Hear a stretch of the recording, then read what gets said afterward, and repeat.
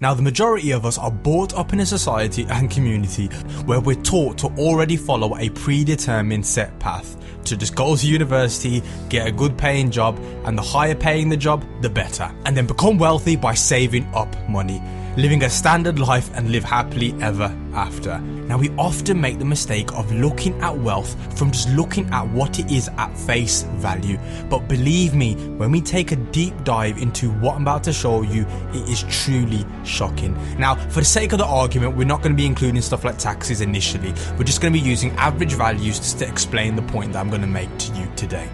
Now, let's say we have a banker and we have a teacher. And now let's say the banker earns £100,000 a year, and we have a school teacher who makes £40,000 a year. Now, who is considered to be wealthier right now? Who makes more in a year? Obviously, if you look, the banker does. It appears that he makes £60,000 more than the teacher does at face value. So he can happily spend that £60,000 on very good assets that will obviously make him more money. That's what I'm sure a lot of bankers do, or so I'm told. But anyway, this is mainly the reason why parents pressure their kids to go to university to get these high paying jobs, believing that the higher salary their kids earn, the higher levels of happiness, which is completely understandable. Obviously, the more money you have, you can afford the essential things like food, water, shelter, etc, etc. But also having that higher income can allow you to have the luxuries in life, such as healthy organic food, better housing, better healthcare, a gym membership, etc. Now, I remember telling my math teacher that I wanted to be an entrepreneur, and I specifically remember the stupid woman saying, "What? That's not a real job. You are better off in a profession. You'll definitely get paid more." And she looked at my mum and laughed it off. Stupid bitch. But when we deep dive into this scenario here, you'll find out that it's all not what it seems.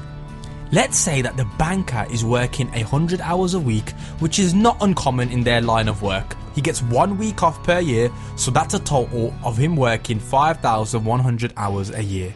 He earns £100,000 in exchange for 5,100 hours of his time. So if we divide the amount earned by the number of hours, so £100,000 divided by 5,100 hours, we get the total amount he earns an hour, which comes out to £19.60.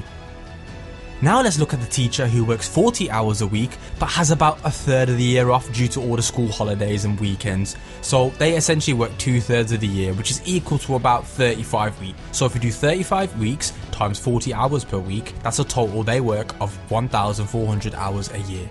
So again, if we divide the amount earned by the number of hours, so if we do £40,000 divided by 1,400 hours, we get the grand total that the teacher earns £28.57 per hour. Now, if you look at it from this perspective, we can argue that the teacher is wealthier and earns more than the banker, because not only does she have almost 4 times the amount of free time that the banker has per year, but she also makes a lot more when she does work. Now, in terms of the per hours, the teacher, surprisingly, is earning 37% more than the banker. Now, remember, this scenario and argument is simplified to iterate my point. Let's look if we included taxes and national insurance, etc., based in the UK. The take home on the banker's salary of £100,000 in the UK, he will be taking home £66,536. Bloody hell, that is a kick in the balls, but yeah. So on the money he takes home, he'll be essentially earning £13.04 an hour. Now, the take-home salary on the teacher's £40,000 in the UK comes out to £30,735.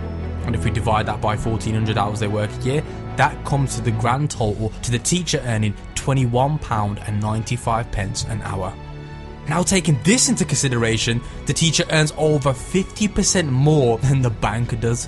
This is because of the higher salary the banker earns. Because he's on a higher salary, this puts him in a higher tax bracket. Now, I'll be making a video all about taxes soon and break down all you need to know about taxes, but stick with this just for now. This is crazy to think about it.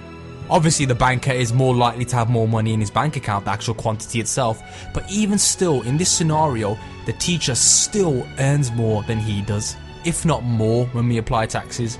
Now, as you can see, you probably start to see that there's a bit of a formula here to become wealthy. Wealth is not necessarily our salary that we earn on a face value. It's not what we earn on paper. It's mainly the value of our time, the value for our work, the amount we are paid for our time. Now, if you know this guy right here, his name is Gary Vaynerchuk. He's a huge social media influencer. He runs a $100 million social media agency, and it's one of the most prestigious social media agencies in the world. And he's also one of the biggest YouTubers. But he also does speaking events and gigs. Take a guess how much he charges just to speak for 1 hour on a stage at an event. He charges $100,000 for 1 hour to speak at an event. How fucking crazy is that? I was thinking trying to book him for my wedding, but it might be a bit out of my budget. But back to the point, wealth is not based on our salary that we earn at face value. It's not that 50 grand job on paper. That's not what makes you wealthy. It's mainly the value of our time, the value of our work, the amount we are paid for our time. Now that's the way to increase your wealth. Now I'm all for working hard. I work myself near to anxiety and panic attacks, for God's sake.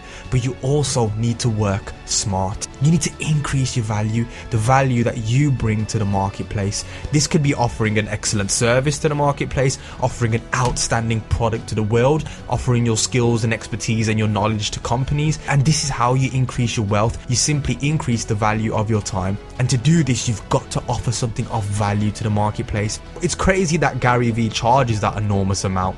But the thing is, people pay it because of the value and expertise he is giving to people in terms of his knowledge about marketing and business. So my question for you today is, how much is your time worth? The comparison to the banker and teacher, yes, it's simplified. I'm not stupid. I'm not taking into consideration the extra hours the teacher has to put in or the bonuses the bankers make. Yeah, the teacher salary may not be realistic. The banker may not be working 100 hours a week and he may get more time off. I'm not stupid. And I'm not saying it's better to be a teacher than a banker. That situation I created there was just to iterate a point and make you think and ask yourself. Everyone has 24 hours in a day. And there's only 2 ways to compete with everyone in the market space. Number 1 is work harder. And number 2 is bring something of better value to the marketplace. Is it a knowledgeable skill you have? Is it an innovative product? Is it an exceptional level of service? What is it that you can bring value to the marketplace? I can guarantee you the more value that you give to the marketplace, it will be reciprocated back to you in terms of money. And that is how you increase your wealth. Do not think that there's only one predetermined path to live life, as there are many opportunities out there.